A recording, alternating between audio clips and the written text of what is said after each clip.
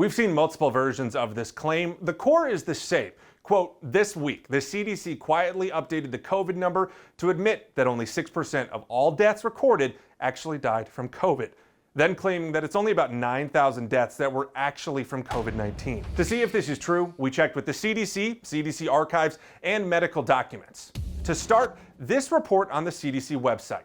It breaks down data from death reports and says, quote, for 6% of the deaths, COVID-19 was the only cause mentioned. That part's verified, but the rest of the claim doesn't add up. First, it says this is a new report this week.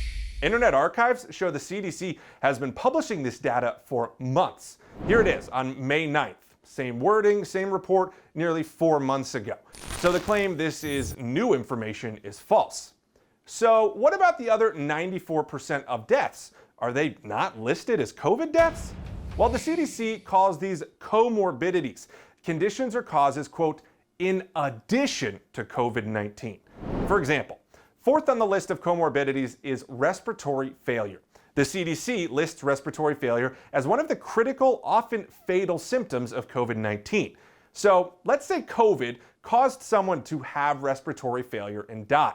Their death certificate would show respiratory failure and COVID.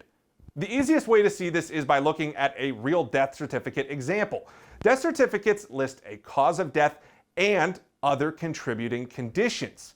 So in 94% of the 183,000 COVID deaths, COVID was listed with other factors, but in 6% of them, COVID was the only listed cause of death. With your Verify, I'm Jason Puckett.